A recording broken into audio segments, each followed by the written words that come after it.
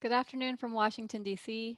My name is Lauren Reese, and together with my colleagues in the Wilson Center's Environmental Change and Security Program, our partners at Adelphi, and the Wilson Center programs who are helping to support today's event, it is my privilege to welcome you to Foreign Policy is Climate Policy, New Modes of Multilateralism and the Call for a More Equitable and Just World.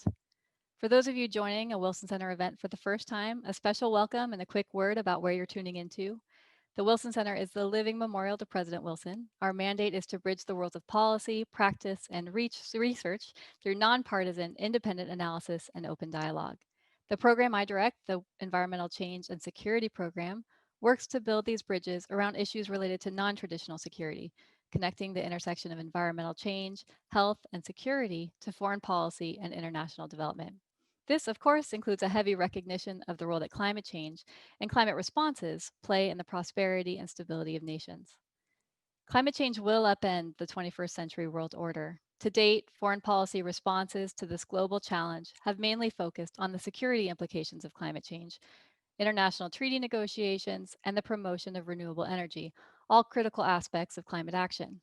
However, we know that the implications of climate change for foreign policy go much broader and deeper than is reflected in current policy and action. From financial systems, migration patterns, and great power competition to the potential unintended consequences of climate responses and issues of inequity and the future of democracy, climate change will penetrate our systems, our relationships, and our lives in ways that have yet to be fully understood. Recognizing this, the Wilson Center in Adelphi launched 21st Century Diplomacy. Foreign Policy is Climate Policy, a project to provide fresh and actionable input to help foreign policy actors prepare for a new global context amid a changing climate. Today's event is a continuation of a conversation that began with our launch of 28 articles written by a diverse set of foreign policy actors, analysts, and researchers from major multilateral institutions, think tanks, universities, and the media. I want to take a moment to thank our longtime friends and partners at Adelphi. It was Adelphi founder and director Alexander Carius's vision that really launched the project with the support of the time and talent of his team, including Noah Gordon, Benjamin Pohl, and Gregor Grutner, and those on the Wilson Center side, including my colleague Amanda King. We've benefited immensely from the expert guidance and thought leadership of our advisors to the project, Sharon Burke at New America, Jeff DeBelco at Ohio University, and today's moderator, Maxine Burkett, co-founder of the Institute for Climate and Peace. And of course, none of this would have been possible without the financial support of the German Federal Foreign Office and the Wilson Center. Through the project, we addressed 7 topics, which I'll share briefly here before turning the discussion over to Maxine. The first one is climate change, equity, and the future of democracy. Climate change lays bare issues of inequity and injustice. A common refrain is that those least responsible for climate change are most vulnerable to its impacts. At the same time, rising populism, nationalism, and insularity are undermining the very multilateral efforts needed to effectively address climate change and create a more equitable future. From my perspective, this question of how the foreign policy community can accelerate and align climate efforts with a more equitable and just world is one of the most important questions, but also one of the hardest to answer. Could it be through new modes of multilateralism? The Paris Agreement and UNFCCC process remains the primary avenue for current climate efforts and nation state to nation state diplomacy. This traditional mode of diplomacy is indispensable, but neglects the transformative power of subnational and non-state actors that are teaming up to take progressive action and form new leadership coalitions. What do these new modes of multilateralism mean for 21st century diplomacy, and how do we align these efforts so that there aren't winners and losers or folks left behind? In a recent conversation, Ugandan climate activist Vanessa Nakate told me that it's not enough to have a seat at the table. We need to give weight to the voices of those most vulnerable to climate change. So, can we come up with new ways of cooperating across decision making scales in a way that feeds into a more equitable future? These first 2 topics will be the focus of today's panel, but they are in no way disconnected from the next 5 topics I'll briefly touch on. Climate change and financial stability. With each passing year, climate change's mark on financial stability grows through the hit on GDP as a result of climate related disasters, and as the global community takes steps towards decarbonization. Central banks, insurers, and financial regulators need to account for climate risk, including in international negotiations. The geopolitics of decarbonization. Transitioning the global energy system away from fossil fuels is critical to addressing climate change. But while mitigating climate change is good for the whole planet, the balance of power and relations between states will inevitably shift in this transition. Countries are already jockeying for access to rare earth minerals, and states reliant on fossil fuel income are having to think hard about what a cleaner future means for their own resilience. What will the new geopolitical landscape look like? Climate change, migration, and displacement. Climate change is already a key driver into people's decision to move. I'm sure you've heard some of the overwhelming estimates of future climate migrants. These range from the tens of millions to as many as a billion. What isn't captured in these numbers are first, the important role that migration has long played in the resilience of both sending and receiving communities. And second, how those numbers change when the foreign policy community institutes effective climate adaptation strategies. The rhetoric needs to shift from a fear of migrants and unregulated migration to one focused on the impact of investing in countries experiencing high levels of displacement and the facilitation of safe and sanctioned movement for those who need it most. Geoengineering is deliberate, large-scale intervention in the Earth's natural systems to combat climate change. Solar radiation management is arguably the most likely technology to be deployed. An appealing technology option for some and risky endeavor for many, the lack of international norms or regulations on SRM research and deployment is an often overlooked but nevertheless pressing diplomatic priority. And finally, climate superpowers. In 2019, China was responsible for 28% of global emissions. The US came in second place at 15%. It's no secret that the actions of the US and China will largely determine climate's impact on the globe. At the same time, climate change is already influencing today's era of great power competition and redefining the landscape of global leadership. The expertise shared by the contributors to our initial launch of the project is sobering, insightful, pragmatic, and inspiring. I encourage you to check the contributions out at our website, diplomacy21-adelphi.wilsoncenter.org. Today, as we meet virtually to keep one another safe in the midst of a global pandemic, it's easy to fall into the trap of thinking that climate change is too big an issue to address. But in fact, because climate change is redefining how we live, work, and think about our future, climate responses can provide entry points to creating more resilient systems, relationships, and livelihoods. This is why it can't just be the climate scientists, negotiators, and renewable energy innovators at the table. Absorbing the impacts of climate change will require agility on the part of financial institutions, new supply chains and trade partners, alternative migration pathways, the unpacking of decarbonization and its impacts, and perhaps most importantly, new modes of cooperation. We have an incredible panel today who will take up this question of how the foreign policy community and UNFCCC process can harness the transformative power of the subnational non-state approaches to climate action that have emerged in recent years. And in doing so, how can the increasingly urgent calls for social and racial justice be better integrated into efforts to address climate change? It's my pleasure now to turn today's session over to Maxine Perquette. Maxine is a professor of law at the University of Hawaii, a Wilson Center Global Fellow, and co-founder and senior advisor of the Institute for Climate and Peace. She is an expert in the law and policy of climate change and has written extensively on climate change law with a particular focus on climate justice. She was the inaugural director of the Center for Island Climate Adaptation and Policy and is a member of the boards of the Global Green Grants Fund and the Blue Planet Foundation, among others. Maxine was a key partner in informing 21st century diplomacy's framing and identifying the key issues related to climate that foreign policy actors need to be thinking about, but probably aren't. She's also a contributor to the project itself, having co-authored with me an article on climate, migration, and displacement. Over to you, Maxine. Thank you so much, Lauren. It is a pleasure to be here and in the company of such distinguished and dynamic panelists. I'm really looking forward to this conversation. This topic is important now for several reasons, not the least of which is the new US leadership and the intention to rejoin the Paris Agreement, as well as what Lauren mentioned, the urgent calls for racial and social justice across the globe. So in the next hour or so, we intend to explore what the foreign policy community can do to address the connections between climate change, equity, and democratic governance. And specifically to ask the questions, how can the foreign policy community harness the transformative power of the new leadership coalitions that have emerged to strengthen the UNFCCC process, an indispensable mode of diplomacy?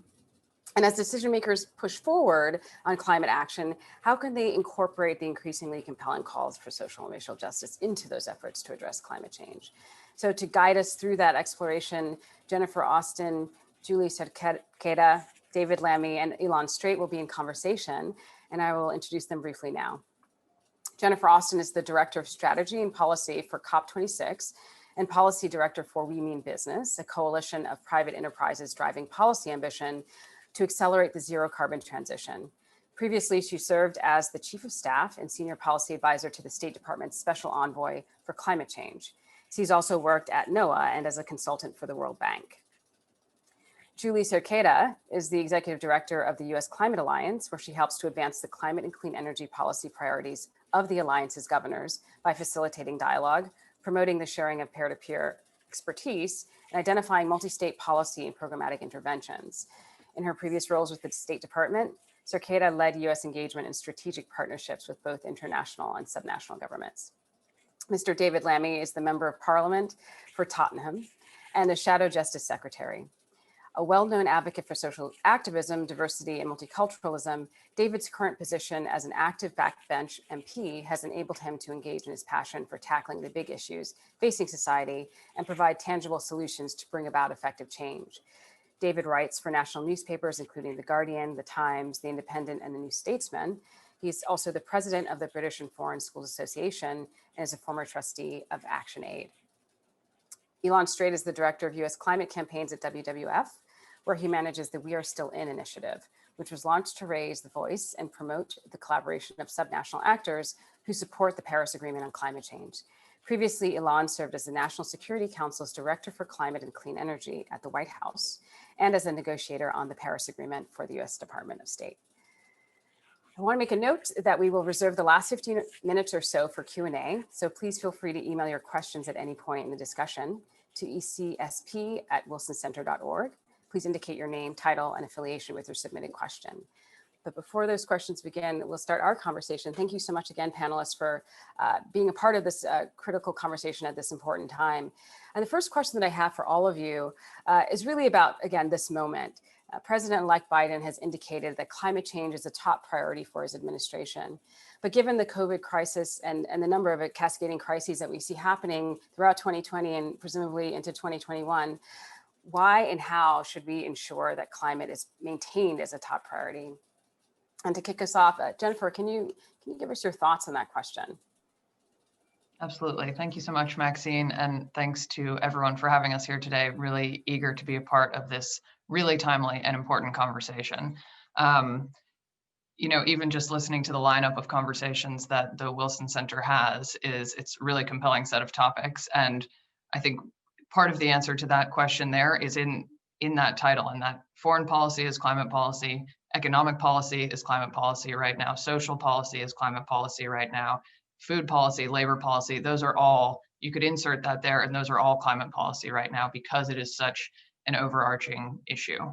And it's so intertwined with all of these other pieces of the puzzle. And so I think one of the things that we have seen very fortunately is, if anything, the climate issue, I think, rising up the priority list actually over the course of this year in terms of even the discussions within the presidential campaign, and then in terms of President-elect Biden's own framing. He talks about 4 historic crises. Climate is on that list, and it's intertwined with all the other elements on that list. And so the reality is that as we face a COVID crisis, an economic crisis as a result of that, and a crisis around inequality and inclusion, we see that climate solutions, climate action are perfectly poised right now to be drivers of job creation, growth, inclusion, sustainability, and resilience, all of which are not to be seen as co-benefits, but the big needs of the day, and that in fact, investments in zero carbon solutions are poised to be those right now. So I think the economics, frankly, are more in our favor now than they were, say, in the 2008 or 9 crisis. And in some ways that will help. And there are parts of the market sort of quite already ready to move forward onto tipping points. And then importantly, what we're talking about here today is the momentum and progress that's been achieved in sort of what we call the non-state actor community, the non-national government space. And so I think we'll dive into a number of pieces of that today. But there's significant momentum and action there. There's a real recognition amongst businesses, investors, cities, states, both in the risk of inaction and the opportunities of taking action and the need to sort of keep up with the trends in terms of climate action, that there's a foundation there for this administration to build on. And so they won't have to start from zero. And I think that'll be important and that will help. And partnering smartly with those entities will be a significant piece of making sure they have success going forward. Great. Thank you, Jennifer. Julie, can I ask you to respond to the same question from your perspective at U.S. Climate Alliance? Great. And Max, I just wanted to thank you and the Wilson Center team also for the invitation to join. I know it's been a trying year for all of us. This week in particular was a dark milestone, but also coupled with the opportunity and sort of hope of us moving into sort of the end phase of the pandemic. And so I think this conversation is extremely timely. And so just want to wish that everybody's families and friends are healthy at this point in time.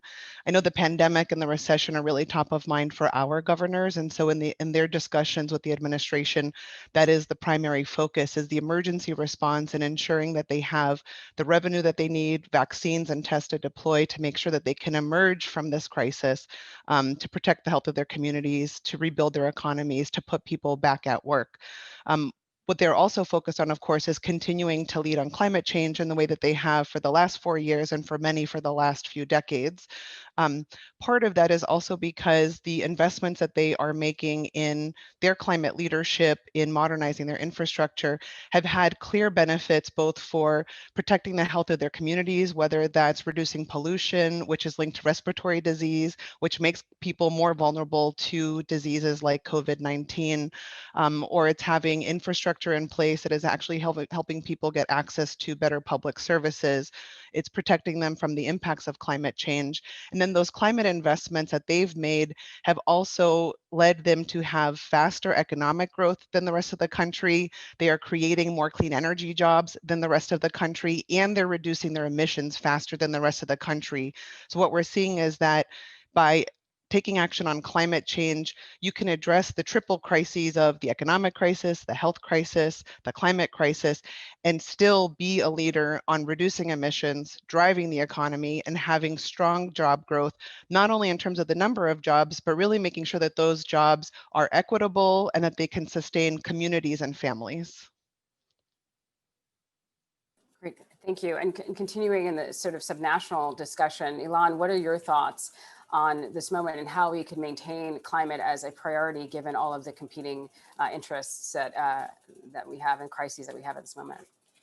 Yeah, thanks, Max, for the question. It's a super good question. I mean, I think it is really difficult for, as Jen and Julie alluded to, for decision makers to keep climate front of mind when you're thinking of quarantine and the pandemic, and you're thinking of racial unrest and how to make, how to get people back to work. But the truth is that unfortunately, we know the climate crisis is going to make each of these crises worse. It's gonna make income inequality worse in the United States because people who can choose to live in a place that's safe from climate will live in a place that's safe from climate, and people that don't have a choice are going to live in extremely vulnerable areas or continue to live in extremely vulnerable areas. It's going to make the health crisis work because we know it worse, is because we know it's going to make pandemics more likely, not less likely. And it's going to make the economic crisis work because you cannot have economic stability if you have the constant natural disasters of climate. That's all the bad news. The good news is that I think it's clear that it's the way out of these crises, that the best way to put people to work right now is to invest in the kind of a scale of investment that we need to transform the economy to one that's dependent on fossil fuels to one that's clean and renewable. What the world needs right now is to invest to put a lot of public investment into something that's going to have a rate of return that will pay back once the economy is up and running again. And there's nothing better than clean energy for that. And I think for subnational non-state actors, there's no better place to look than what the private sector is doing right now. So if you look at the major multinational corporations or financial institutions, they're part of an initiative. A lot of them are part of an initiative called TCFD. I'm not going to pretend I know what it stands for, but what it is is it's an effort to undertake risk assessment for corporations and financial institutions, and every single one, once they do this deep, thorough risk assessment of their bottom line, how it will affect their profits and their shareholders, they immediately jump into action. They immediately realize that they need to invest heavily in emissions reductions and resilience because they understand the risk. And so if we just, I think in the United States, that's what you're seeing. That's what's really going to be driving a lot of the politics in the near term, is that the private sector itself is so motivated to act that it's not even waiting for the government anymore. And in fact, in many cases, the government's getting left behind, and we're creating, and you're creating the demand from the private sector for public policy, rather than the public policy trying to move the private sector along. So I think that's what President-elect Biden is going to be entering office with, is a demand from the private sector for a coherent long-term plan to address climate that puts people back to work. And frankly, I think the country's ready for that. Right, thank you so much. We'll come back to a number of pieces that have been raised from our US participants. Mr. Lammy, same question for you. Obviously, your perspective is really unique, and especially with from what I know about your work, right, foreign policy and climate policy being one and the same is something you've talked about, not just in this moment, but from past to present, as with racial and social justice. So can you say a bit more about how we maintain this as a priority, climate change in particular, as we look ahead, this new administration, given the COVID crisis, et cetera? Well, some people have described this, particularly because of the election of Joe Biden and Kamala Harris in the United States, as a reset moment. And the world, certainly the global community, look forward to a reset. I don't think it is a reset moment. I think this is a catalytic moment. And it's catalytic not just because of that event, but precisely because of the pandemic and where the global economy now finds itself as a result of the consequences of the pandemic. So the first thing is, after a period of frankly populist nationalism, and it's very interesting to see how countries that have gone in that direction, I'm thinking of Bolsonaro in Brazil, I'm thinking of here in the UK under Boris Johnson and Donald Trump, that they have struggled in terms of their death rate and in terms of where their economies are. Multilateralism is back.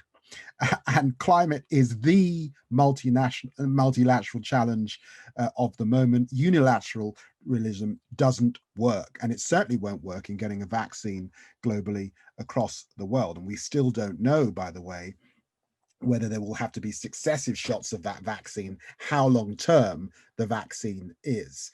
And so we then get to this recessionary moment. And I think that lends then into equity. And whether you are in the United States or you're here in London, in the UK, that forces a challenge in your own communities of who has been left behind, who is struggling with inequality, who is dying from pollution, who needs access to these new green jobs and this new Green Deal. And is this about the communities that have been left behind in those countries? And then again, of course, globally, it is absolutely clear that when we look at rising tides, sea levels,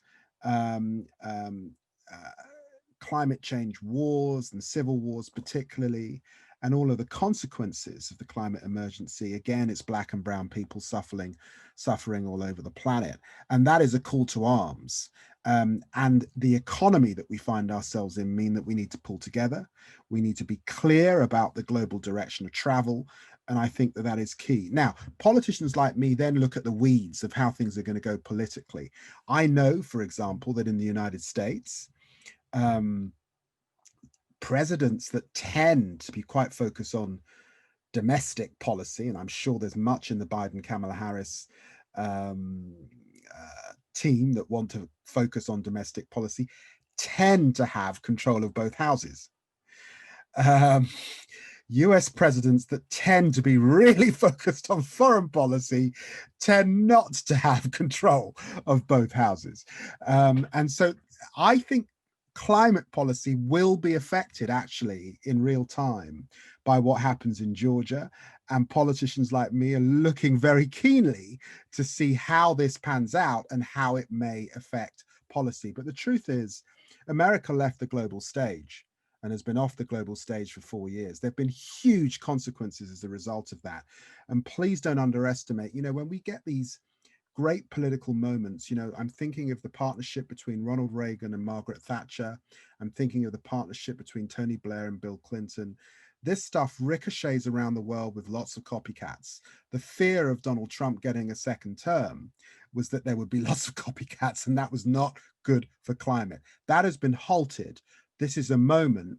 And interestingly, in this moment, other than the pandemic, which we've all been preoccupied with for much of the year, the other breakthrough was, in fact, Black Lives Matter and the murder of George Floyd. It was an issue of social justice. And that social justice moment calls also to climate justice and intergenerational justice. And that's a theme I'm sure that we'll return to.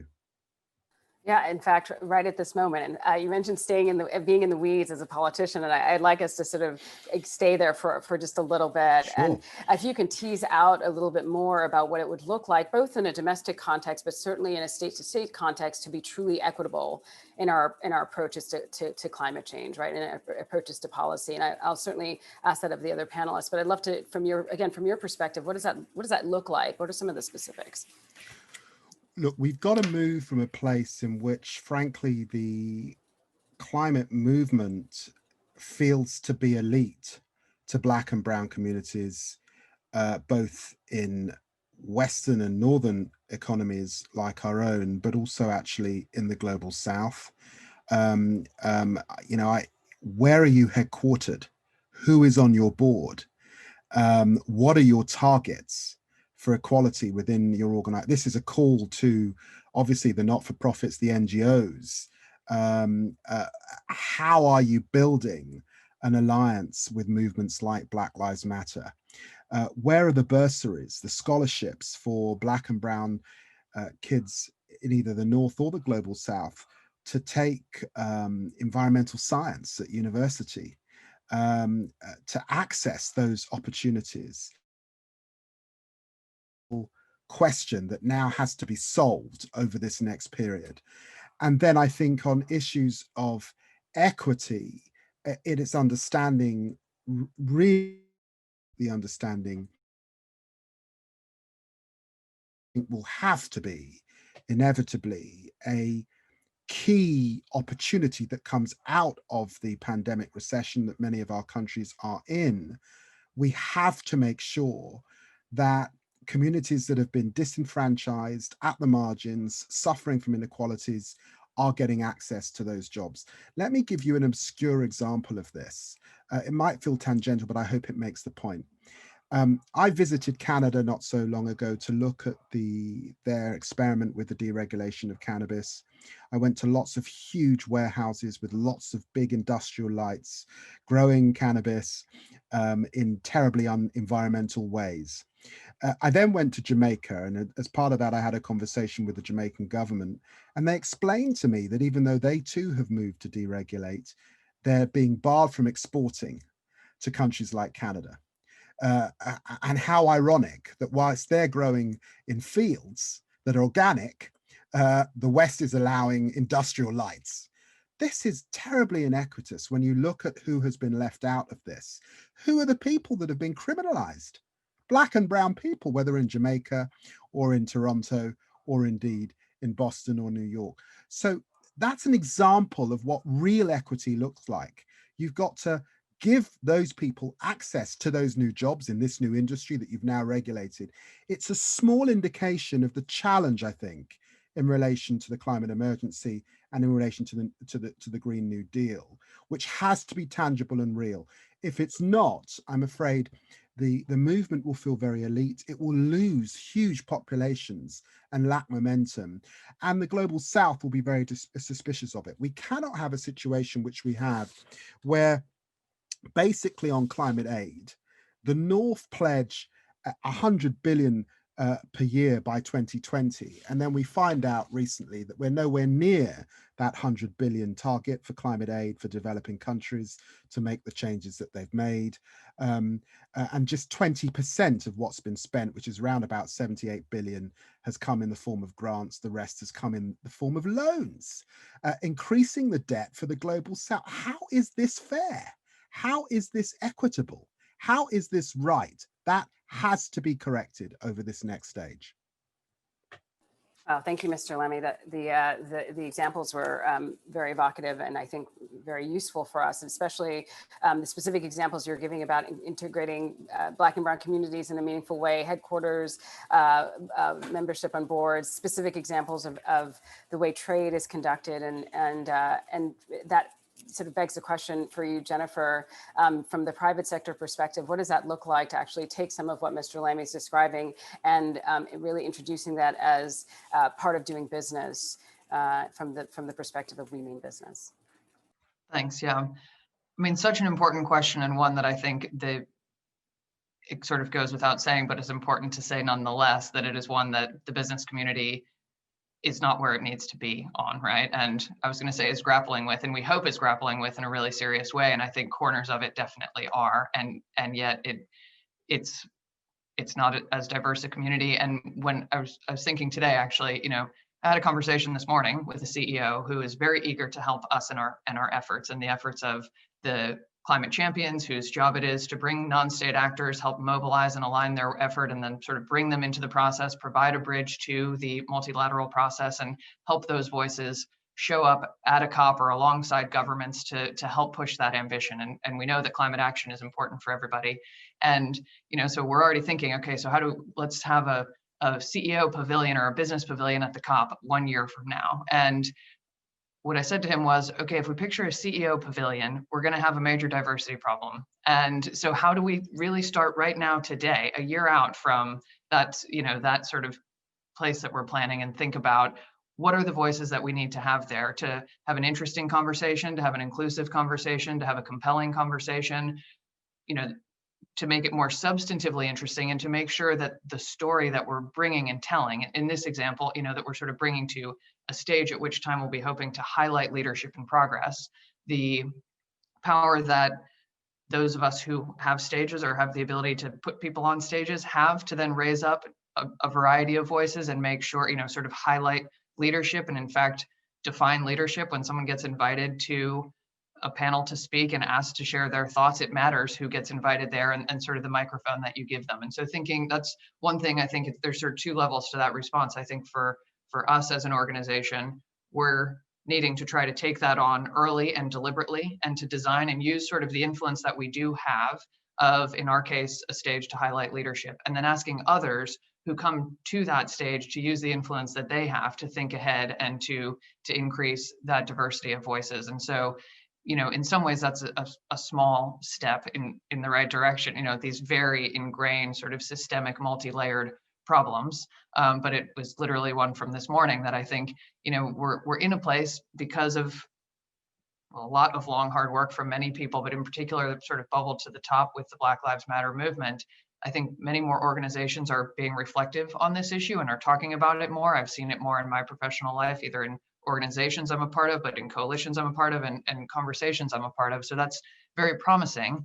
I think what that means still is that if and when someone raises that in a meeting, it's probably met with more nodding heads and people have been a bit more thoughtful about it, but it still, risks not being raised in a meeting and not necessarily being designed ahead for. And so I think that, again, that's sort of a specific example in the business space. Not only do businesses have a lot of work to do to actually make their C-suites more diverse, as a starting point, they need to think about how to make those who are involved in the climate conversation more diverse. And there's talk of having youth seats on boards, and boards are places you can appoint people fairly quickly. So just an interesting way to inject a new voice into that conversation.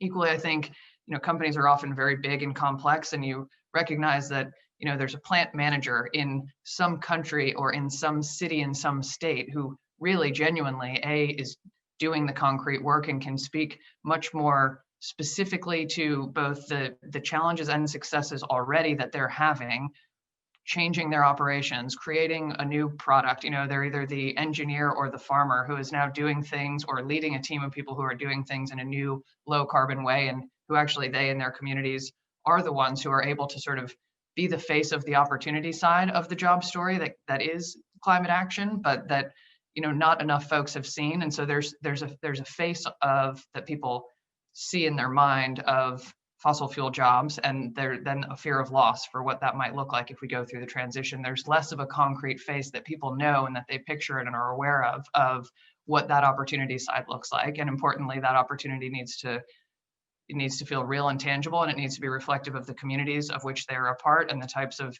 you know, communities of which they want to be a part. And so I think that's a challenge throughout for the business community. And some of the ways we're tackling it now is at least to try to make sure that those conversations that are climate oriented are inclusive. Great, thank you. So from the sort of transition to concept to action, right? We're seeing the beginnings of the conversation, and then the movement to action is something that probably needs to be accelerated.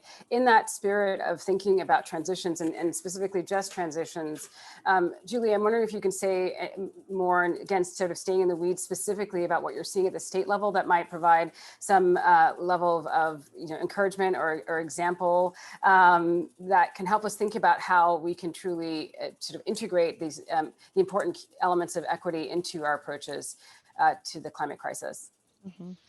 Yeah, and for our states, equity is certainly increasingly becoming the core of their climate policies, not only just transition, where you're actually looking at communities that, as we transition away from fossil fuels, are seeing kind of community level impacts to their revenue and jobs and that kind of thing, but really actually just equity as a fundamental principle. I think one of the things that they've been really focused on is how do you make sure that your climate policy is not only not adding additional burdens to vulnerable communities, but that you're using your climate policies to actually reverse past damages. And so one of the examples from one of our states recently, I think it was last year, in Minnesota, there had been I believe it was a historically Black community where they had decided to build a highway in the middle of that community, and actually broke up that community, and there was long-term damage to the social ties of that community. The incoming governor, who now has been there for the last couple of years, decided to make a priority having a dialogue with that community to try to repair that damage, to explore with them how they can build back those social ties and reinforce the strength of that community again. Likewise, we can look to states like California, who recently had a lot of press around their move towards 100% zero emission vehicles in 2035. What got less attention was part of that package that was focused on heavy duty vehicles and the regulations put in place to electrify HDVs. The reason that's an important equity program is because vulnerable communities, communities of color, are the ones that are around ports, they're the ones that are around highways, they're the ones that are around sort of the transit corridors for these heavy duty vehicles. And by focusing on addressing pollution from heavy duty vehicles, you are alleviating a lot of the pollution that is that those communities are sustaining. The other thing is policies like energy efficiency help to put money back in the pockets of American families. Part of the equity piece of that, though, is that if you live in an apartment building rather than your own home, it means that the landlord needs to have an incentive for them to put in place the energy efficiency measures, to put in place renewable energy for you to recoup those benefits. And so there's a lot of challenges still for the equity piece, even on things like energy efficiency and renewable energy. Three quick other points that I would probably make is, having robust stakeholder dialogues with communities of color is extremely important, and really actually having sustained dialogues with them and making sure that it's the right people that are at the table. That sometimes means having to provide funding so that they have the opportunity to go, since they may have to take a day off of work, or holding it on the weekend so that they don't have to miss work. Likewise, it's looking at job growth and making sure that it's not just creating new jobs, but that there's real pathways to those jobs for vulnerable communities, which means the right training for jobs that exist in those areas. And then finally is making sure that economic diversification is part of our planning. And so if you're going to be closing a coal plant, or you're going to be converting a plant that is focused on just producing gas vehicles, what is the strategy for diversifying that local economy? Because it's not easy to just replace what ends up being the core economic driver in those places. Great, thank you. And Ilan, same question for you, especially from the subnational perspective. Other examples that you can give to help sort of illuminate, the possibilities, especially at the sort of city, municipality level, et cetera. Yeah, I mean, I think so much of this stuff comes down to very, very local decisions. And I think we focus a lot on federal policy in the US, especially as federal policy relates to climate. But the truth is that most of these decisions are actually taking place at the hyper local level. And how this relates to what we're talking about in terms of race and equity. The best predictor of where a coal plant is going to be in the United States is the race of the surrounding community, not the income level or the education level of the community. It's the race. And that's because that relates to the political power of any community to keep a coal plant out of its neighborhood. In other words, if everybody in the United States, if Black and brown communities had as much political power at the local level in the United States as white communities do, I don't know that we'd have coal plants in the United States anywhere. And so this is climate policy. If you wanted to shut down every coal plant in the United States, give Black and brown communities as much power to say what happens in their backyards as white communities. And there's a policy solution set here. You can do this through NEPA, through federal policy. And rather than base every regulatory decision on economic cost and benefit, base it on justice. And I really think that this is something that President-elect Biden is going to prioritize, but it also needs to be something that cities and states prioritize in terms of their own zoning decisions. And so I think what we should be looking at in the future is how we give communities much more authority to determine what goes on in their backyards, because I really think that's going to solve a major emissions problem in the United States. Great. Quickly pause and remind everyone to please send in any questions that you might have to ecsp@wilsoncenter.org, ecsp@wilsoncenter.org. Ilan, I want to stay with you for just a quick second before we sort of zoom out again and look at the global. We are thinking about inclusive multilateralism in the sense of, how can we address the climate crisis and effective policy specifically with states and non-state actors working together and working vertically as well, so that we have, localities all the way up to nation states communicating and collaborating on these important issues. What kind of multi-level governance is needed to be most effective? What does that look like, especially with respect to mitigation? And what does it mean in practice to be inclusive in a multilateral approach? Yeah, I think you could sort of think of this along two lines. The first is in terms of like cross-border collaboration on any given issue. Like, let's say we're trying to transform the global transportation system. Are the actual decision makers at the table multilaterally to make those decisions? Because we know it's not just national governments or primarily national governments that makes these decisions. It's also local public transportation boards or car companies or utilities that are going to determine how quickly we're electrifying the transportation sector. So one way to think about this is, can you set up forums that aren't just the State Department of the United States talking to the foreign ministry in some other country, but are the actual decision makers, the car companies, utilities, able to communicate with each other across borders? I would say that's a really interesting direction for our friends in the UK to think about where they should take COP26. And I know they are thinking about that.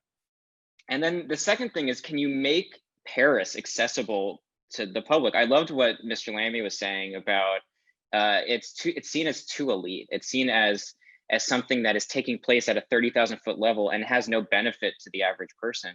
And I also love the analogy of cannabis growing in Jamaica, because I think one of the questions that communities in the United States face is, what do I have to gain from the Paris Agreement? And the truth is that there's a lot of lessons to be learned from communities around, especially in the Gulf Coast of the United States, for them to be learning about how communities in the South are adapting to climate change. There is much more for Baton Rouge to learn from island states or Gulf states around the world than there is for them to learn in Washington. So is there a way for us to be making those connections across borders where communities in the US South can learn from the global South? Excellent, thank you. And I should say, as a Jamaican American, that I know that there are many other, this is an important conversation, there are many other assets and exports that we could emphasize as far as what Jamaica has to offer the world. I didn't mean to imply that that was the main export of Jamaica. Of course, and I of course, one of our exports is our vice president, but I would say our vice president-elect. Mr. Lammy, I want to ask you, and in fact, I was going to come to you next anyway, but Ilan has sort of teed up a number of interesting ideas, again, in the sense of inclusive multilateralism. Do you have examples that you can share from the UK or other contexts that could help us in thinking about the work we're doing in the United States? Well, it's just to remind the audience of the C40 initiatives. And in the end, in a space in which many nation states have absented themselves from serious action, it is the cities that have led. And I would be remiss if I didn't pay tribute to my friend and colleague Sadiq Khan for his leadership in London and his partnership with other global cities around the world to actually address the issue. And that is important because those who are often at the front line of suffering in communities here in the UK are indeed in our cities, and that would be similar in the United States. So let's not lose sight of that action, which indeed is multilateral action. I've mentioned climate aid and the renewed effort that we need in relation to climate aid. I thought the point that Ilan made was really, really important. And in a sense, we've got to move from a place where we look at international development in one box, foreign policy in another box, climate as a subset of foreign policy, when actually a lot of innovation is taking place within international development, and there's so much that can be learned. So how we out of this pandemic realign is going to be really important. It's hugely depressing on the back of that to say that here in the UK we have made the decision to step back from the 0.7 commitment. You cannot be serious about climate action and climate aid when the sixth richest economy in the world is saying, out of this pandemic, we are going to be stepping back from that commitment to the global south. And it will be very, very worrying if we see the G7 falling into line and going in that direction as well. That is hugely important that that does not happen. And I hope a short-term decision. We haven't talked about fossil fuels. We haven't talked about the investment that G7 countries and certainly the UK is doing into fossil fuels.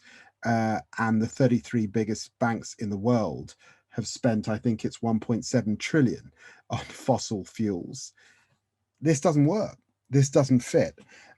One of the reasons I got into this is because of my love for the country of my parents' birth, a country very similar to Jamaica. I've got family in Jamaica, but I want to talk about Guyana.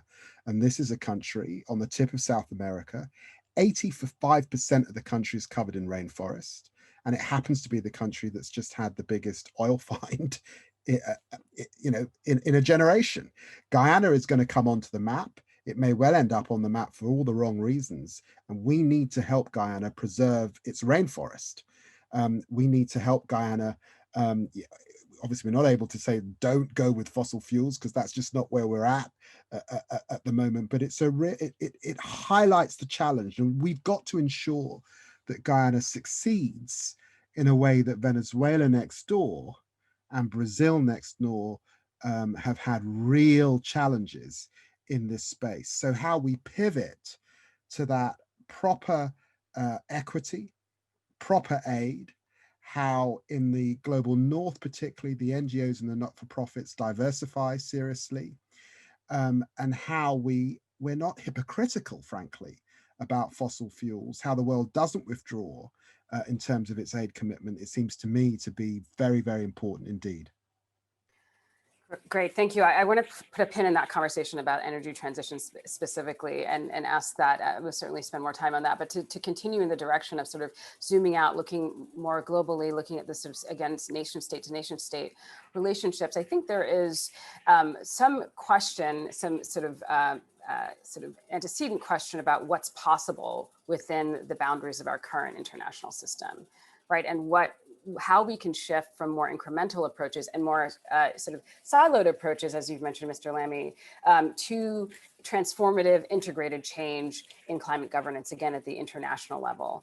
And so the question that I have, and I know many, at least the US panelists are sort of wearing non-governmental hats, but if you're thinking back to the work that you were doing during the Obama administration, what are some of the steps specifically that the foreign policy community can take to bolster this multilateral, multi-level governance response to climate change? And again, with an authentic integration of issues of equity, issues of debt, issues of fairness that have been raised. What does that look like?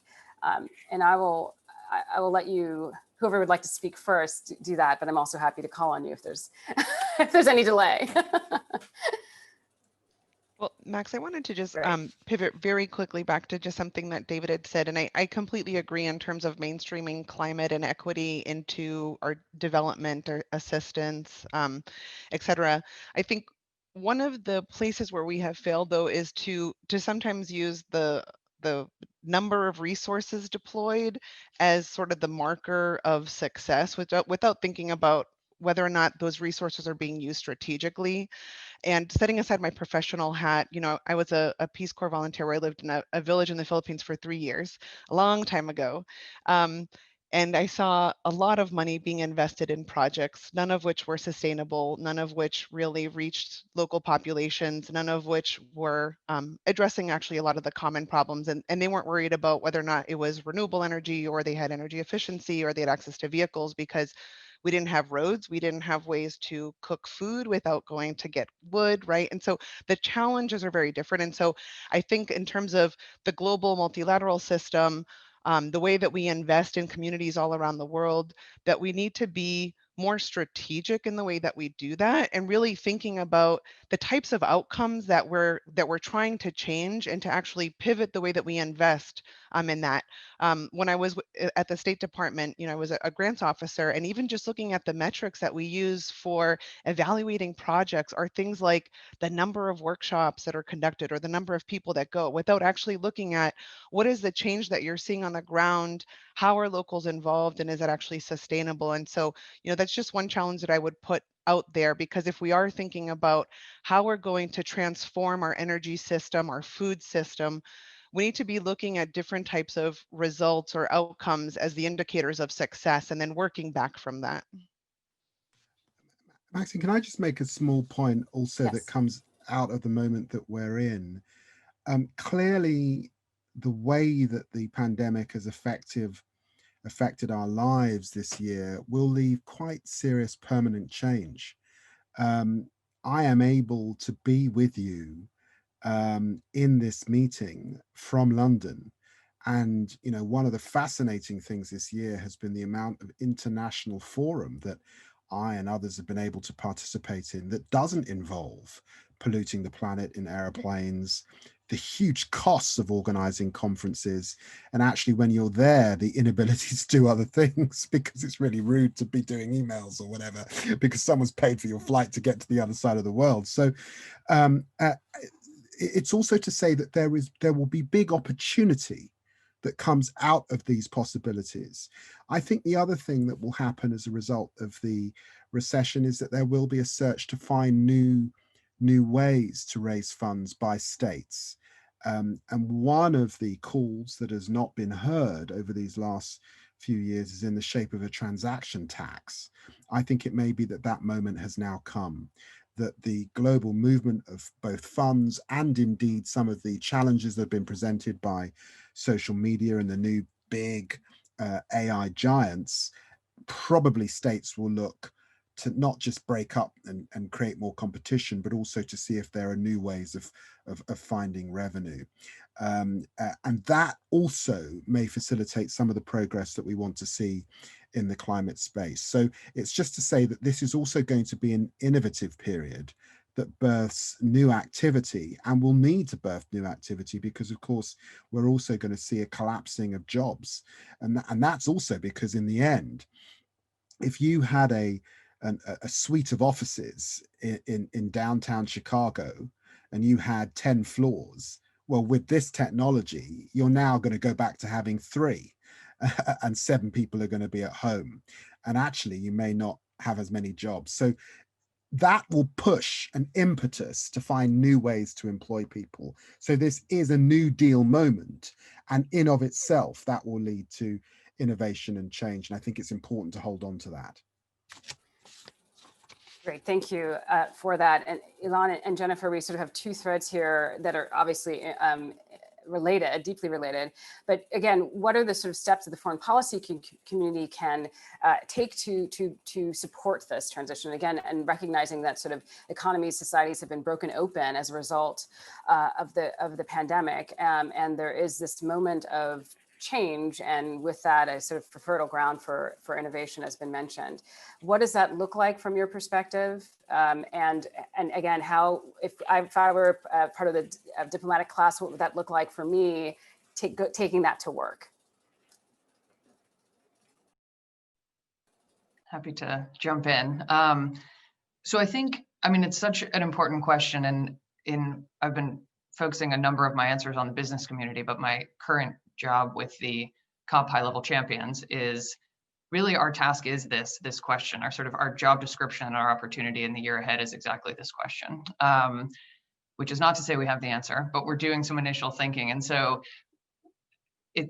I'll share a couple of reflections on kind of where we are, and then some of the things that we're thinking about, and very much welcome, the reflections of others on the panel. I think, for one, it is, as you said, David, multilateralism is back. There's the world needs it to come back, and there are reasons to believe that its time has come. It needs to come back in a new and improved form. And that's sort of what we're talking about here, right? And so that's what the world needs. And because of all of this activity in that non-governmental or subnational government level space that has been happening over the last couple of years, has been really growing, that we've been talking about, I think we're at an inflection point that not only is that what the world needs, but we're well poised to sort of take that step and make that change. And there are early steps in that direction, or signs that we're ready for that, including the fact that this concept of inclusive multilateralism is a word that many of us have now used quite a few times and heard quite a few times. In the last year, I'd say that's true. Is that a word that we used when we worked together in the State Department? No. Is that a word that I'd even heard maybe 2 years ago when I was actually with Women Business, and we were kind of trying to do that, but we didn't have a name for it yet. And so, it's starting to sort of anchor as a concept, which is sort of a first step towards us having a shared sense of where we need to go and what we need to do. The Secretary General of the United Nations now regularly talks about either inclusive multilateralism or multi-stakeholder multilateralism, some clunky titles, which is somewhat unfortunate. We even talk about all this work we do as the non-state actors, and it's defined as, it's also a clunky, non-descriptive name of the negative space around state actors who are the parties to these agreements. And so it's sort of this transition from, that's where we are in the evolution of understanding even who those actors are. And it's a big, complex group, so it's hard to have a moniker. But in any case, fortunately, this sense of that inclusion being what the way forward is. Just last weekend was the Global Ambition Summit, Climate Ambition Summit, hosted by the Secretary General, Boris Johnson, other heads of state, in which it was mostly a head of state summit, and so heads of countries paraded across the stage and talked about their climate ambitions. But Minister Sharma, who is the COP president designate, who will be the president of the COP next year, laid out a vision for the COP, and he talked about 3 pillars that we've always talked about within the UNFCCC, and then he added a 4th. And so he talked about mitigation, adaptation, and finance, which have always been sort of the silos of the UNFCCC, the climate UN process. And then the 4th pillar was cooperation. And I think you could suggest ways to rewrite that speech and say, well, cooperation shouldn't be its own pillar. It needs to thread through all of these things, right? And there's such complexity in the work that we're doing that it's always hard to bucket things properly, and yet you need to say them sometimes. But to me, it's a real step forward and a real promising sign that as they look towards a COP 1 year from now and think about what it will be defined as its sort of success, it will be, they need to make substantive progress across those categories that we've always need to make progress about across, but equally, they will need to convene a conference and sort of set a discussion over the course of the year that culminates in a conference that really represents a new and different cooperative way in which the nations of the world and their stakeholders, their economies and societies get together to solve climate change. And for, we're coming up on COP26. So for 21, that was Paris Agreement. And then the last 4 years have been a little shaky, so for 20 plus years, the countries of the world have decided they need to get together at a very high level every year to deal with climate change. And yet much of that has been discussion and negotiation and a long, hard fought consensus towards that we need to tackle climate together, that we need to try to limit warming to 2 degrees, that actually we really need to try to limit to 1.5 degrees. But we've only just recently gotten into a little bit more about the how. And we're almost out of time, so thank God we've gotten to that piece of the question now. And yet we are there, and it feels like we're there in a new and different way because there are more people who are really grappling with the how and who are ready to be a part of that conversation, who can bring examples and proof points and success stories to the table. And the governments who have agreed the Paris Agreement and set targets for themselves recognize more than ever how much they need help from, they need the economy and society to be the ones who are those implementation partners. And so that the stage is sort of set. And I think the last point I'll make is, the other thing that everybody talks about and that I talk about, probably 3 times a day, but also didn't really say before 2.5 years ago was this sort of, we need systemic transformation, we need systems transformation, and even this concept of radical collaboration. That was sort of the motto of the Women Business Coalition. And when I started that job 3.5 years ago, it sounded a little goofy to me, sort of radical collaboration. And now I actually hear it in a lot of other meetings, like other people say it back to us and recognizing that this moment is unique and it's not an easy challenge and there's really no guarantee that we succeed, but a growing recognition that the only way we will is if we throw ourselves into it in a sort of cooperative way like none other. And so just the normalization of that way of thinking, I think, is an important start.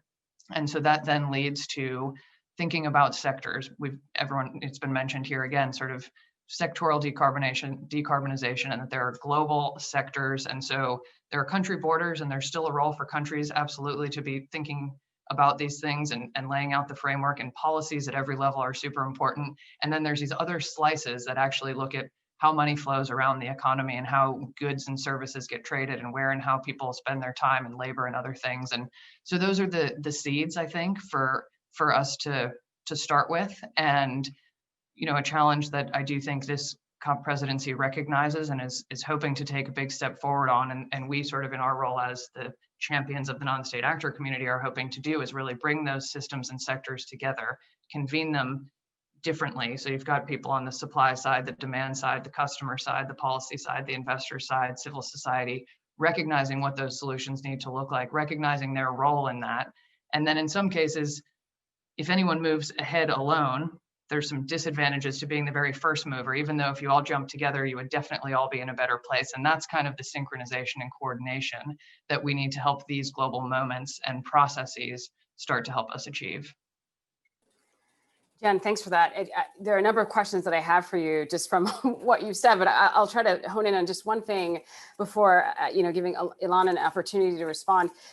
So you're sort of suggesting, I think, that multilateral agreements like the Paris Agreement are where it's at, but that there are others potentially, right? That there are many others even within the formal multilateral agreement world, right? In the international law and policy world.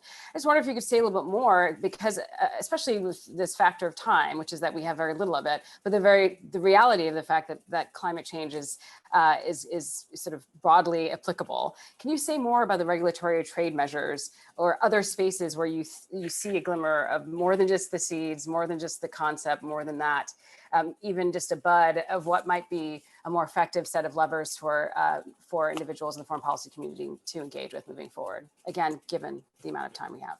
Sure.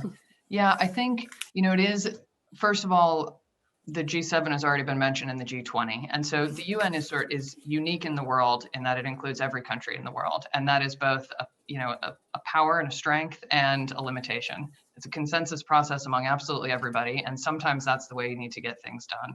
Other times, smaller groups that are most relevant, if you will, to those emissions, or that's where those emissions are from, or that's where solutions might be from, or where the impacts are most being felt, can get together and drive things. And so I think those, the G7 is mostly the bigger donor countries. We talk about sort of the bigger donor countries needing to be very serious and lead the way in terms of resources with respect to the recovery, not only at home, but abroad. And so I think that's an important stage to watch this year, to be determined actually how well that succeeds, but a really important place, I think. The G20 then is a bit more inclusive. It's not every country in the world, but you have major developing countries. And if you start to talk about, well, in the vast majority of global emissions, and so then the vast majority of these sort of big global sectors have either major producers or major consumers within that group. And so that you can start to break that down. And, some of these sectors we look at, if you take shipping, they're maybe 3 companies in 3 countries who collectively represent well over 50% of the emissions from shipping. And so you could actually get that group of 6 people together, or of 6 entities, or maybe it's 15 in different places, but just as an example, and have them start to hash out some of the solutions. And there's a balance between a small group going and figuring it out and then trying to tell the world they have it done, and being inclusive for all the reasons that we've mentioned. But there's inclusion in terms of global, and then there's inclusion in other important ways that we've talked about. So I think those are some of them. There's, importantly, negotiators have gone to the COPs, the climate negotiations, for the last 25 years, and we need line ministers going there. You need ministers of agriculture getting together. You need ministers of transport getting together, ministers of energy getting together themselves to mirror that sort of, to have a sectoral conversation, and to be people who, when they go home, their day job is actually moving those levers that change the sort of policy and landscape at home. And it's not to say that we're going to move to a place where there's global governance around just about anything, because that's not the world that we live in for the most part, but there can be policy, in some cases, really explicit agreements. You'll take on the internal combustion engine. You see more and more countries announcing ambitious early phase out dates for the internal combustion engine. And frankly, you don't need countries to agree to do that on the same day, but the more countries that do that right around the same year, the more that are inching towards a clear deadline of 2030, 2035, you're seeing more and more countries do that. That starts to send a more coherent policy signal to the global auto industry, to both fleet owners and operators and to the manufacturers. And so conversations amongst those governments are happening. And even if they announce sort of in their own time or on their own day, or a policy that matches their own domestic landscape, the fact that there is, a meeting of transport ministers, or now a coalition of transport ministers, or similarly in the energy space. And so I think it's some of those, finding those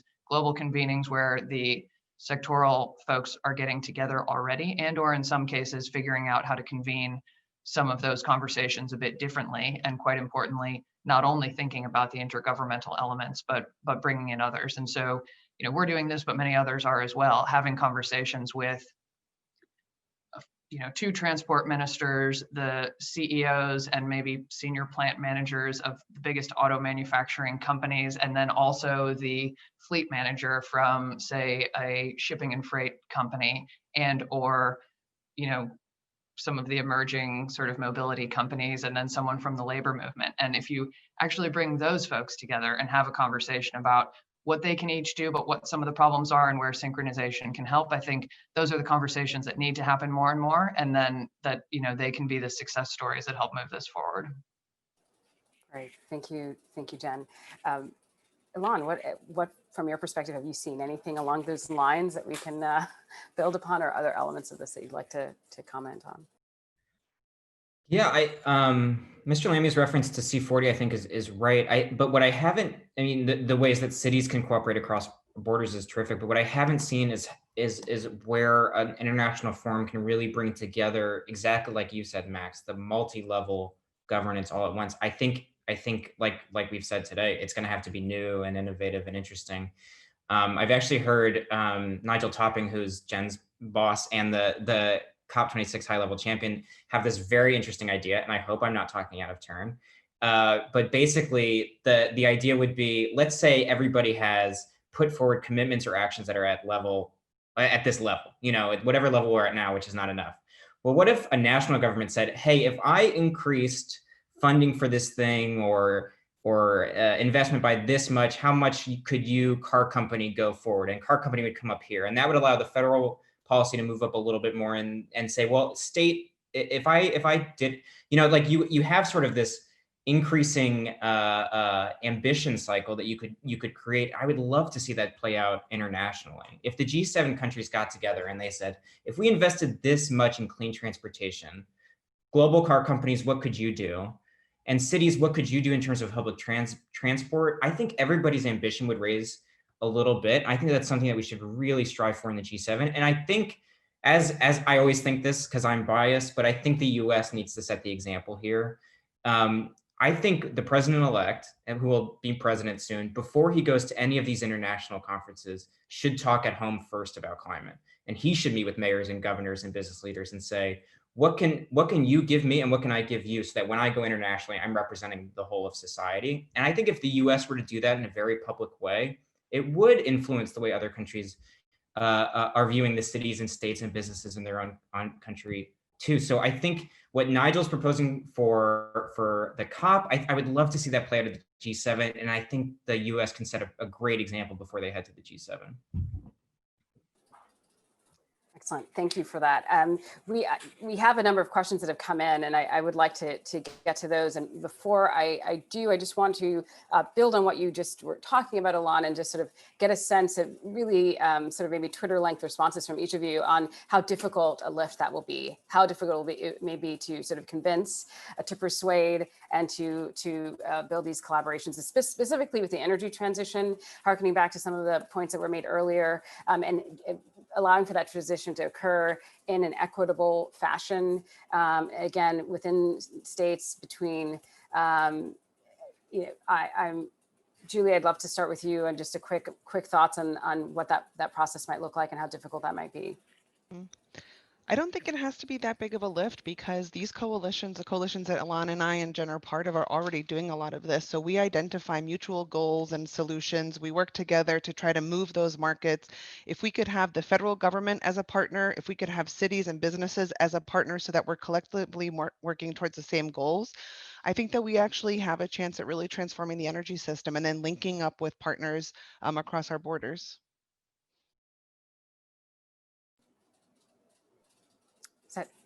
Jen, did you want to quickly respond? Sure. Yeah, I think that's right. I mean, I would say exactly the same. It's not that it's job done, but I think this is the idea whose time has come. And it, as you know, the fact that we all have so much to say about it because it is what we're doing in our day jobs means it's starting to happen. And there are a lot of groups coalescing around exactly this. The very existence of the high-level champions for climate action, it was invented in Paris and there was sort of one person and then they had a few staff and now there's still one champion, but a much bigger team and ecosystem around them. And so we don't have one for the G7 yet, and that might not be the exact perfect model, but the fact the mandate for the champions was extended by 5 years, they were asked to improve the existing infrastructure to strengthen cooperation and action and activity. And so in that sense, I think it's like many things, it grows very slowly and then it takes off, and sort of exponential growth is how we're going to solve climate, and we need to hit that path on every sense of the word. And in some ways, I think that sort of the time for collaboration has come and we're able to hit that liftoff point, and there's a lot of appetite for it. And importantly, like in this sort of virtual world, it just allows more people to be involved. And so that will be a blessing, as much as there's also a real need to get back to in-person meetings to a certain extent. There's no substitute for that, but the ability for others to participate, I think we'll really see it as just a defining part of 2021, I think. Yeah, I think that's right. I'd love to be hosting all of you here in Honolulu at this point, but maybe sometime in the future. Actually, there are a couple of questions that are sort of on point that I want to direct to each of you that's coming in from the folks in the audience. Mr. Lamy, how do we this is from Anita Parlow, how do we effectively decolonize the processes where those on the front lines of climate and who contribute to it least are outvoted not only by nation states, but also by, with all due respect, NGOs, et cetera, whose agenda are quite different from those with subsistence-based livelihoods? And then a second question, if you can hold both, is actually regarding the point of finding oil reserves in Guyana. And this is from Meryl Cohen at Amazon Conservation. Great point with the finding of oil reserves in Guyana and conservation of its rainforest. Over a decade ago, former President Correa of Ecuador tried to secure international funding in exchange for leaving oil in the ground in Yasuni National Park. He was moderately successful raising funds from the Netherlands and Germany, but not enough for Ecuador to justify leaving the oil reserves untapped. do you think that the world is ready to fully support initiatives such as these that require financing from the North in order to protect resources in the global South? I think those questions have some distant relationship to each other. And so I'm hoping you can kind of give an answer to that as much as you could spend another hour on it. I mean, yeah. Well, on the oil point, not until we see the genuine leadership in the G7.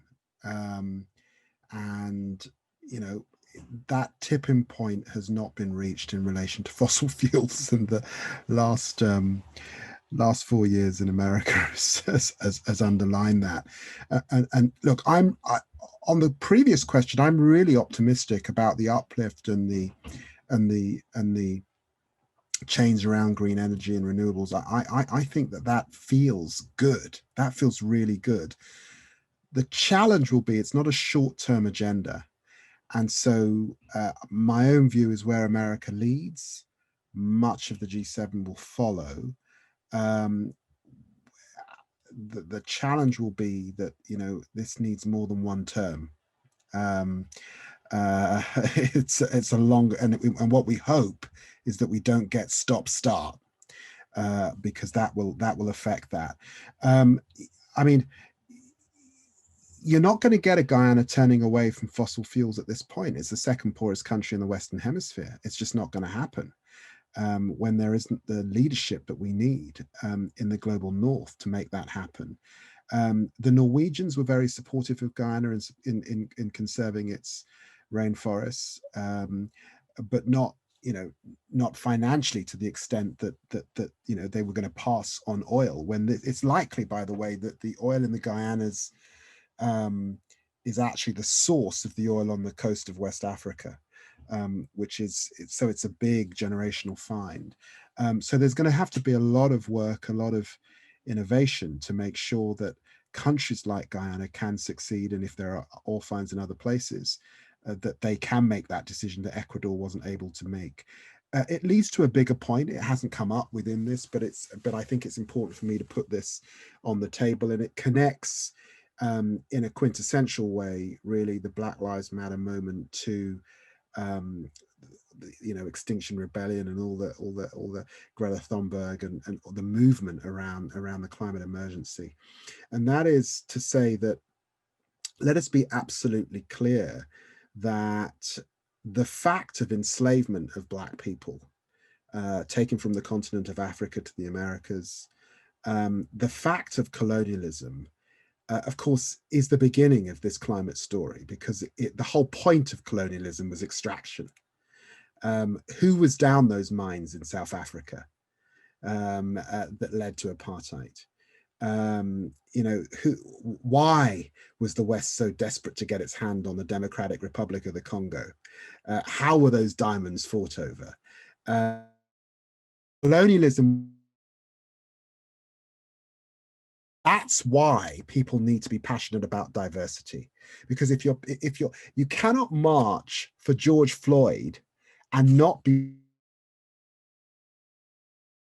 seriously a climate emergency causing civil unrest. It doesn't make sense. And so, in a sense, that bigger question about decolonizing is fessing up to that and making a profound step, not just tinkering around the edges of change, but what does profound change mean? It means that European countries like the UK have to get to a point of truth, reconciliation, and repair.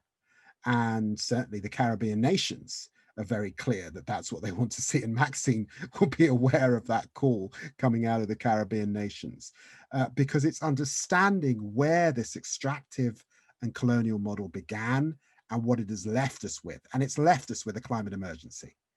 And therefore, it's only when you are profoundly able to apologize and to accept what has happened and repair the damage that you lean profoundly, it seems to me, towards the climate emergency that we now see. So that's a sort of broad way, I think, of looking at the problem. There's one other regulatory thing that I think that its time has come, and it's really good to see international lawyers coming together to put this firmly on the table, and that's ecocide.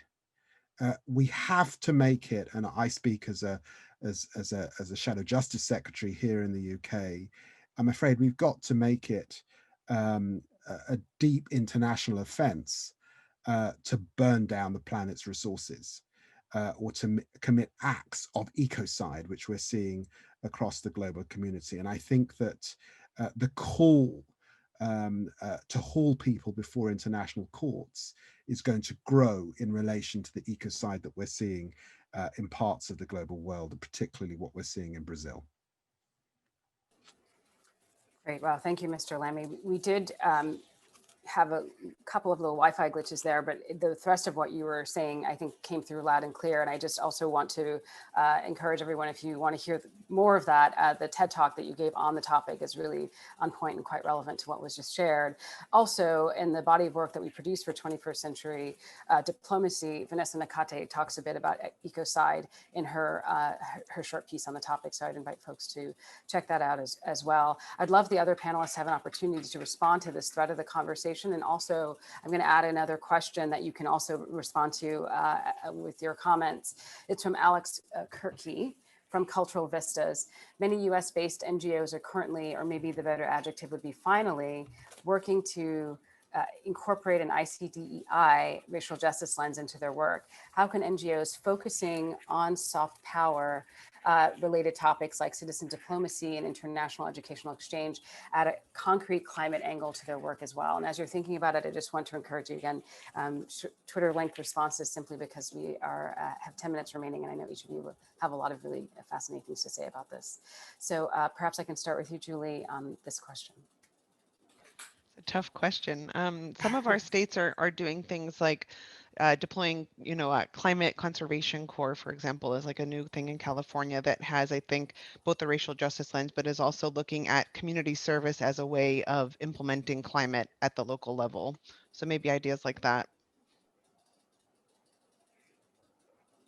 Great, thank you. I'm not used to people following directions so well. Caught me off guard. Fantastic. Thank you, Ilan. How about you?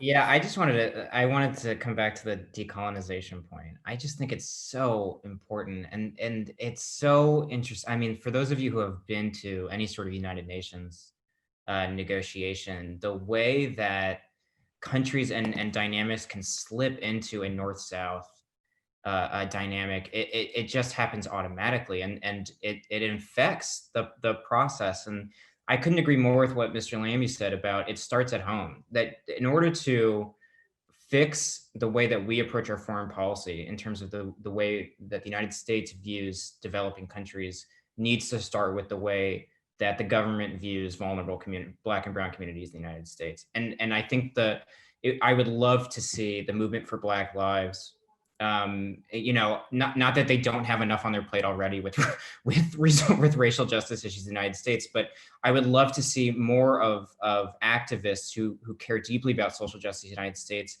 focus on take an interest in foreign policy as well. One thing I've noticed, even with the personnel as it's been rolled out for the United States, is that the personnel that gets appointed for domestic policy is often way more diverse than the personnel that gets appointed for foreign policy.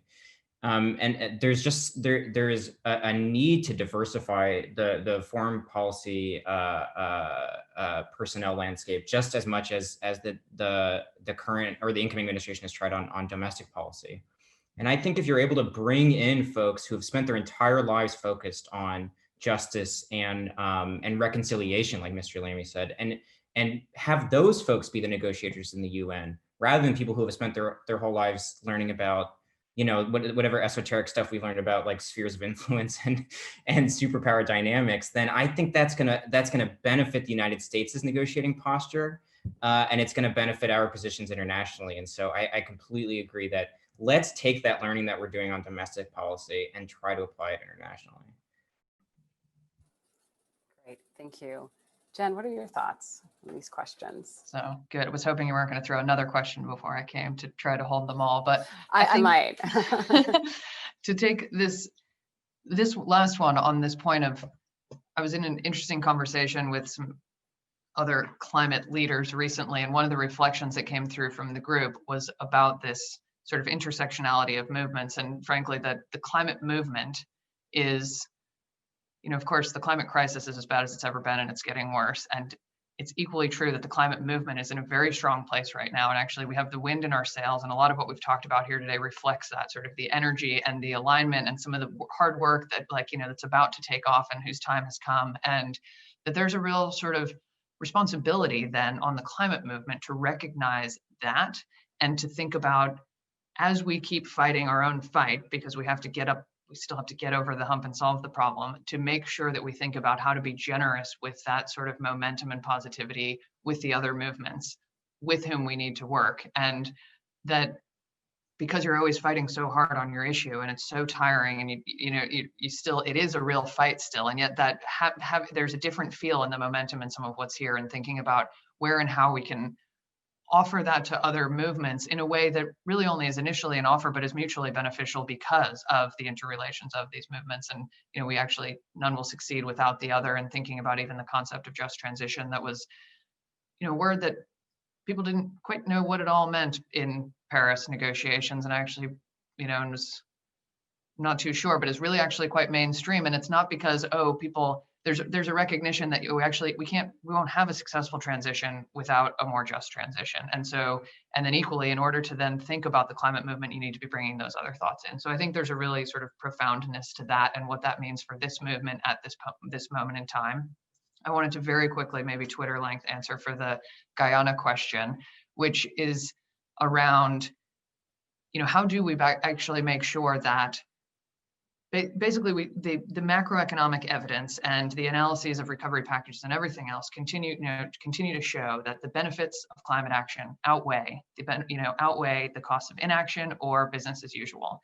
And that is true, and the numbers are there. And yet, in a minute-to-minute basis and on a transaction-by-transaction basis, it's not always true. And decisions get made in that much more micro space. And one example is, you take cement and steel, and zero carbon cement and steel are significantly more expensive than traditional cement and steel right now. And yet a building or a city built with zero carbon cement and steel is barely more expensive than a city or building built without it, because of the small amount it is in the relative overall project. But when somebody's pricing out the transaction to source their cement and steel, they still go with the other option because it's not looked at in that full systemic lens. Or similarly, people are still investing in fossil fuel investments around the world because the money is available for that, when the money isn't available sort of in the moment for renewables. And both of those are kind of a synchronization problem that underscore why the systemic approach is so important and why we need to kind of move forward together and take that integrated look. So I wanted to mention that because I think that too speaks to why sort of tying these all together is so important. And yet, in any particular space, people who are making decisions to invest in a huge newfound oil field when you're a poor country, or still buy the cheaper cement and steel, can't be blamed in the moment. And we all know that, in that moment, that's the decision that folks are going to make unless we really flip some things in the financial system.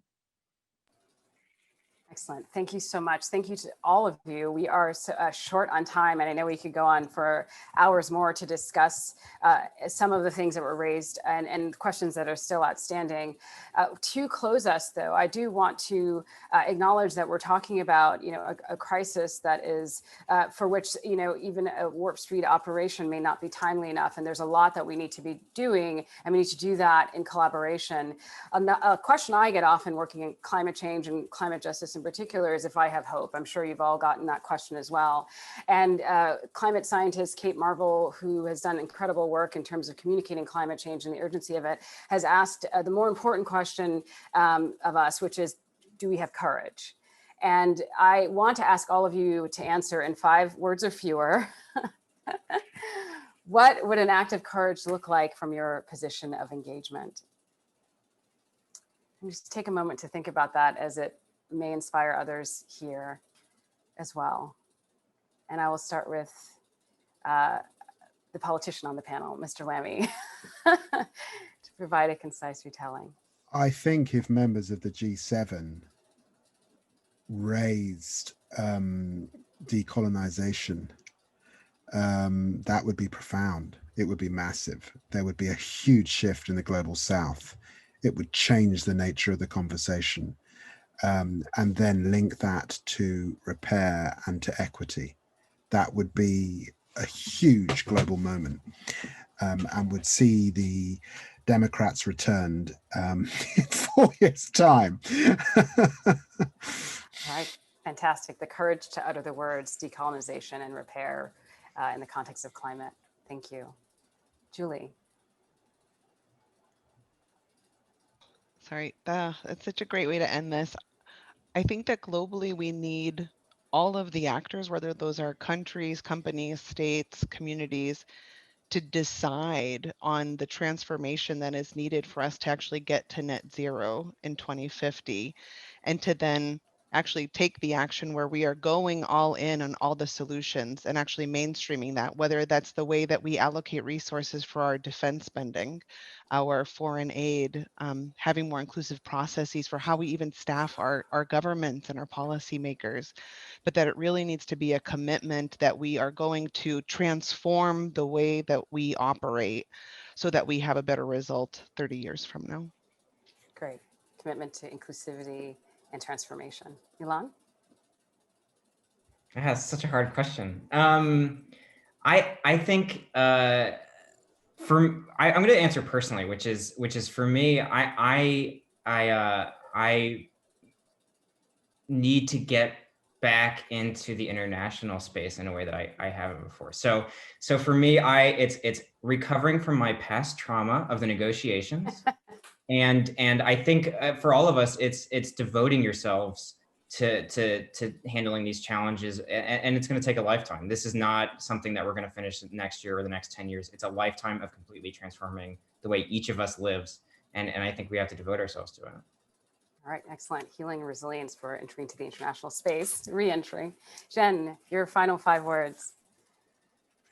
I think 2 things that spring to mind, there's so many that are needed, but 2 things that spring to mind back to the corporate space is, I think corporate leaders really tackling pay inequity and recognizing, and I think potentially using some of then what becomes available to seriously invest in the transition. So that means, both honor and take care of your workers at a very individual level, and then clear up some sort of financial headroom to be able to really move on climate, which probably means also abolishing quarterly earnings type of framing, but taking a slightly longer time horizon and a much more equal approach to compensation within the corporate space. That would be 2 big steps forward for capitalism. Excellent. Taking a long view with an equity lens. Thanks to all of you so much for such a rich and thoughtful discussion. It's been a true pleasure to be in conversation with all of you. We are a minute over, so I'm going to quickly just thank all of you for attending and for the questions that were posed. The recording of today's event will be available on the Wilson Center event page in the next day or so. And a summary of today's event will be available on the Wilson Center blog, New Security Beat. Thank you so much for tuning in, and take good care.